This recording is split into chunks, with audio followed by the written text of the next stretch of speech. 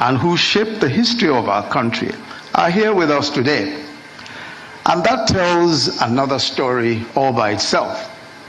And that is something truly unique about Nigeria, our ability to move beyond the past, no matter how bitter and no matter how adversarial our past relationships may have been, and to still come together. So seated amongst us here today is General Yakubu Gowon, who became Nigeria's head of state at the age of 32 and led the country for 9 years. His government was overthrown in 1975 by a coup involving the then Brigadier Olusegun Obasanjo and the then Brigadier Theophilus Danjuma, and the author himself, I confirm, the then Lieutenant Colonel Babangida, who was then commander of the newly formed Armored Corps. Also involved in that coup were the then Lieutenant Colonels Muhammadu Buhari, Lieutenant Colonel Sani Bello, who is here also, and Lieutenant Colonel Sani Sami. Yet here we are today with former President Obasanjo, General Danjuma, and of course the author himself present, not as adversaries of the author, but as witnesses to history, celebrating a fellow statesman.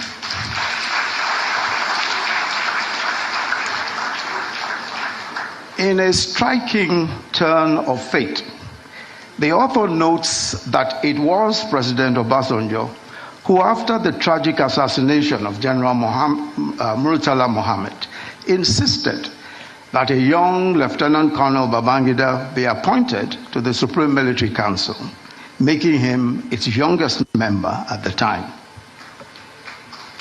Also represented here is the immediate past president, Muhammadu Buhari, another leader whose path intertwined with Babangida. It was former President Babangida who played a key role in the coup that brought President Buhari to power in 1983, and later in another coup that removed him and brought Babangida himself into power.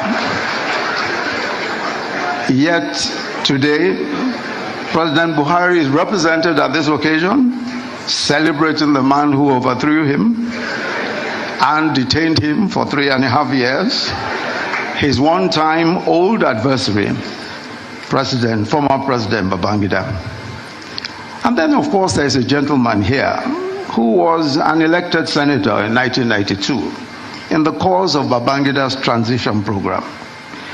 When Babangida annulled the 1993 election and General Abacha took over and dissolved the Senate, that senator tried to reconstitute the Senate in resistance to the dissolution. He was detained, charged to court. He escaped into exile. Today, he is also here to celebrate with his former tormentors. But as President, Commander-in-Chief of the Armed Forces of the Federal Republic of Nigeria, President Bola Ahmed Tinubu.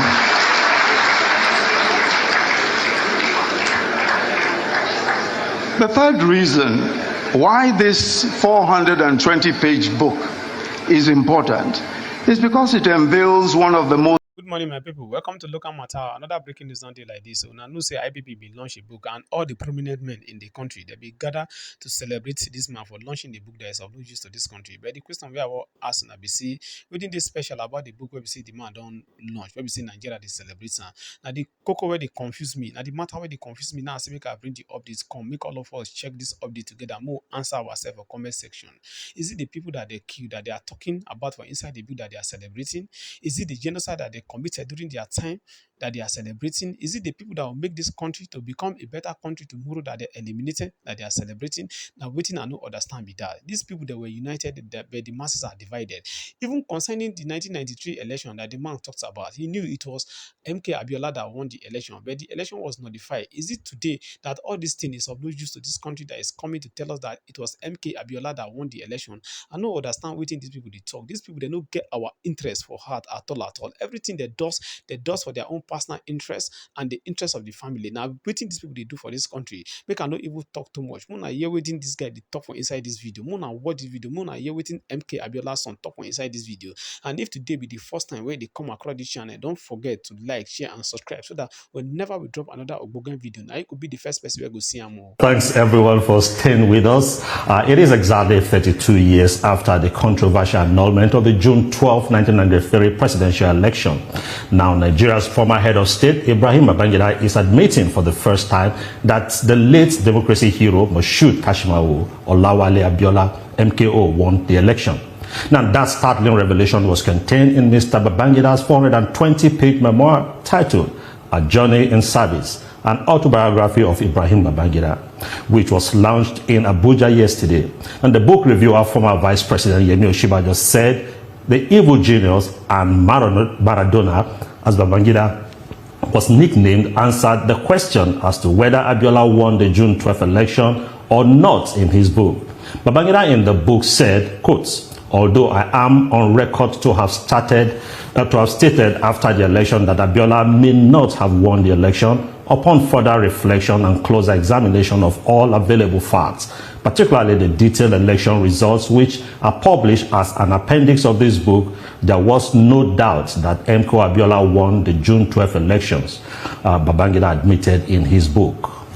Upon closer examination of the original collated figure from the 110,000 polling booths nationwide, it was clear that he satisfied the two main requirements for winning the presidential election, mainly majority votes and geographical spread, having obtained 8,128,720 votes against Tophers, who polled 5,848,247 votes, and securing the mandatory of 1/3 of the votes cast in 28 states of the Federation, including Abuja.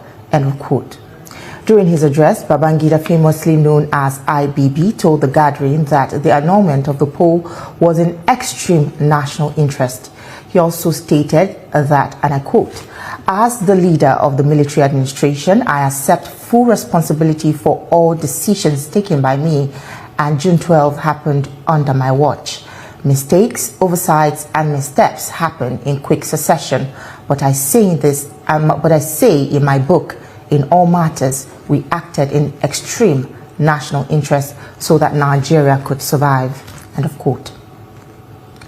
For more on this revelation by the former head of state, we have in the studio the son of the late democracy hero, Abdulmumin Abiola.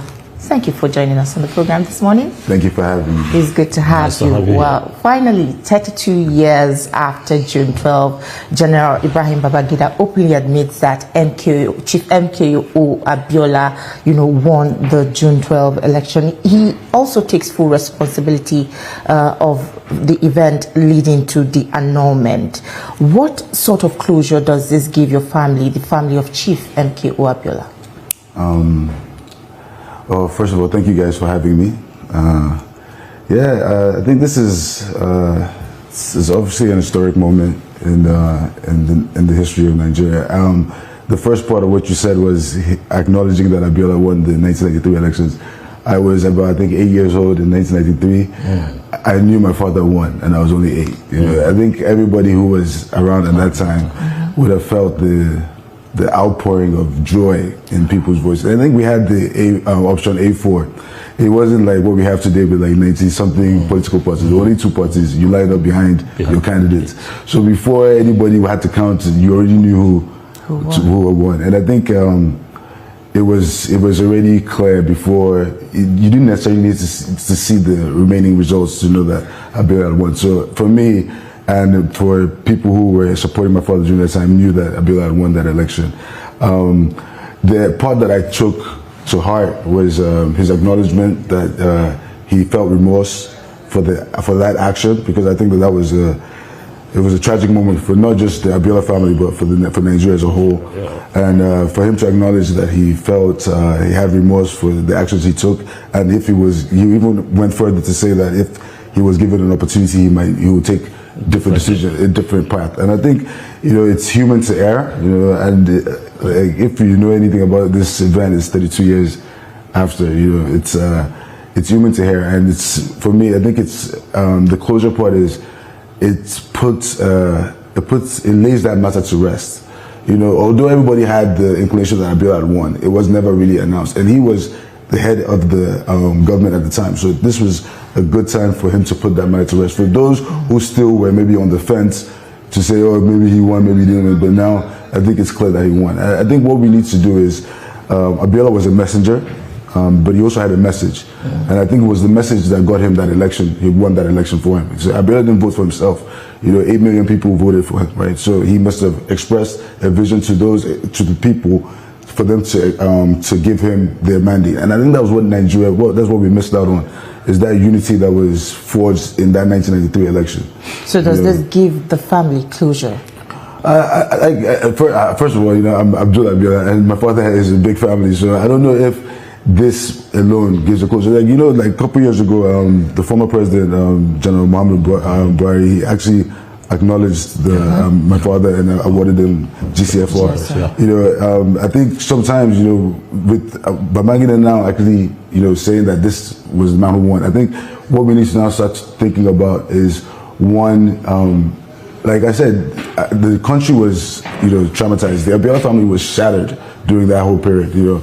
I remember that after the annulment, my dad was going out trying to fight for his mandate, and then he subsequently gets arrested, imprisoned, and then later dies.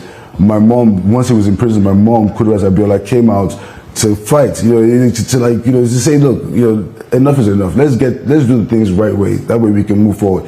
And she subsequently lost her life in that struggle. So, for me, I don't dwell on the past. I think it's most important that we focus on the future. And for me, the messenger is not here, but the message is still relevant. It still is sustainable. And I think what we need to understand about that message was Nigeria for all.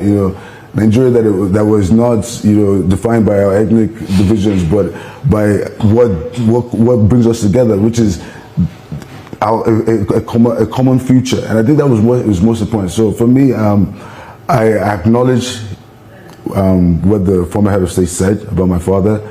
Like I said, I knew this to be true. I'm just happy that he has come out to express his remorse about this. And like I said, as a Muslim, I believe that Allah decides all these things. So, like he has said what he said. For me, I'm just trying to see how we can move Nigeria to a place where my father will be pleased to see. So it's not just about words, it's more about action now. We'll still discuss on this, but let's take a quick listen to this clip. Credible, free and fair elections were held on June 12, 1993. However, the tragic irony of history remains that the administration that devised a near-perfect electoral system and conducted those near-perfect elections could not complete the process. That accident of history is most regrettable. The nation is entitled to expect my impression of regret.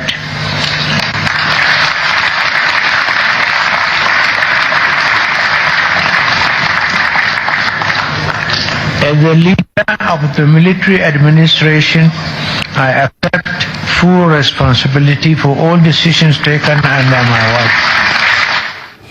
Yeah, welcome back. Now, if you just been listening to us, we've been speaking with Abdulmumin, Abiola's son of the former president. That was the voice of the former military president of Nigeria, General Ibrahim Babangida, admitting his role in the annulment of the June 12th election. Now, Abdulmumin, we left off talking about, you said that the nation will need to move forward.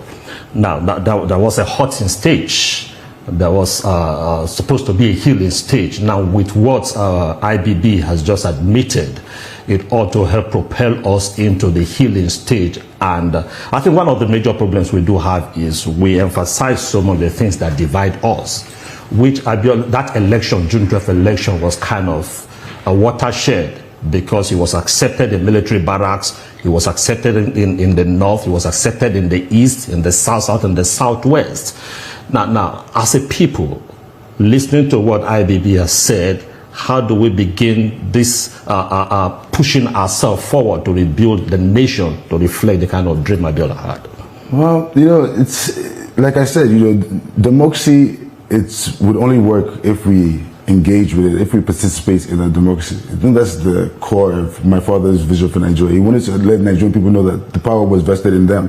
Like I said, Abiola was the forefront, but there were millions of Nigerians who supported his ideas and his vision. In leadership, what you need to do